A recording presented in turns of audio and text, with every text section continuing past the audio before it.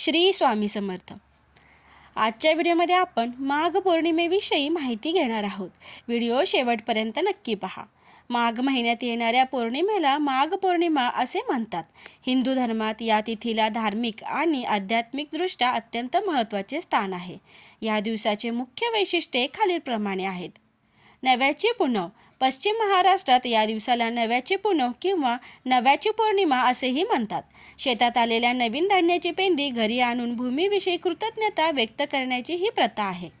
गंगा स्नान आणि दान। या दिवशी पवित्र नद्यांमध्ये विशेषतः गंगेत स्नान करणाऱ्याला मोठे पुण्य मानले जाते। या दिवशी केलेले दान अक्षय कधीही न संपणारे फळ देते अशी श्रद्धा आहे। देवतांची उपासना। माघ पौर्णिमेला भगवान विष्णू आणि माता लक्ष्मी यांची विशेष पूजा केली जाते। असे मानले जाते की या दिवशी देवता स्वर्गलोकातून पृथ्वीवर येऊन पवित्र नद्यांमध्ये स्नान करतात।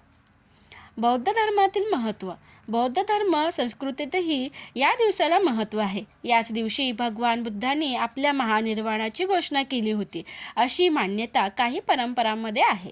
माघ मेळा। उत्तर भारतात विशेषतः प्रयागराज येथील त्रिवेणी संगमावर महिनाभर चालणाऱ्या माघ मेळ्याची सांगता या पौर्णिमेला होते। मत्स्य अवतार। पौराणिक मान्यतेनुसार याच दिवशी भगवान विष्णूंनी मत्स्य अवतार धारण केला होता, म्हणून विष्णू पूजेला या दिवशी विशेष महत्त्व आहे।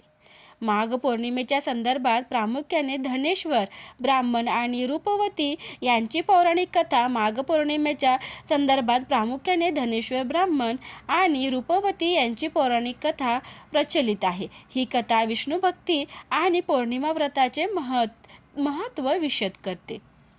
कथेचा सारांश आपण पाहणार आहोत। धनेश्वर ब्राह्मणाची चिंता। प्राचीन काळी एका नगरात धनेश्वर नावाचा एक सदाचारी ब्राह्मण आपल्या पत्नीसह रूपवतीसोबत राहत होता। त्यांच्याकडे संपत्तीची कमतरता नव्हती, परंतु त्यांना मूळ बाळ नव्हते। एकदा त्यांच्या नगरात एक महान साधू आले।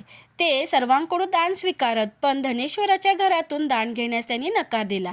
याचे कारण विचारले असता साधू म्हणाले की निपुत्रिक व्यक्तीचे दान घेणे त्यांना मान्य नाही। दुःखी होऊन धनेश्वर अरण्यात तपस्येसाठी गेला। त्यांच्या भक्तीवर प्रसन्न होऊन माता चंडीने त्यांना दर्शन दिले आणि पुत्रप्राप्तीसाठी 16 पौर्णिमांचे व्रत करण्याचा सल्ला दिला। व्रताचा प्रभाव। धनेश्वर आणि त्यांच्या पत्नीने माघ महिन्यापासून अत्यंत श्रद्धेने पौर्णिमेचे उपवास आणि भगवान विष्णूची पूजा केली। या व्रताच्या पूर्णत्वामुळे त्यांच्या सुसंस्कारी पुत्र प्राप्त झाला आणि त्यांच्या जीवनातील सर्व दुःखे दूर झाली। काही पौराणिक संदर्भानुसार अमृत प्राप्तीसाठी केलेले समुद्रमंथन याच दिवसाशी संबंधित मानले जात आहे। ही कथा विष्णू भक्ती आणि पौर्णिमा व्रताचे महत्त्व विशद करते। दानधर्म करण्याचे काय महत्त्व आहे? या दिवशी सोनं आणि चांदीचे दान करणे देखील योग्य ठरेल। या दिवशी गोदानाचे विशेष फळ प्राप्त होते। या दिवशी संयमपूर्वक आचरण करून व्रत करावे। शक्य असल्यास एका वेळी फलाहार करावे। या दिवशी अधिक जोराने बोलणे टाळावे, कोणावरही क्रोध करू नये, तसेच गृहक्लेशापासून वाचावे। गरीब आणि गरजू लोकांची मदत करावी।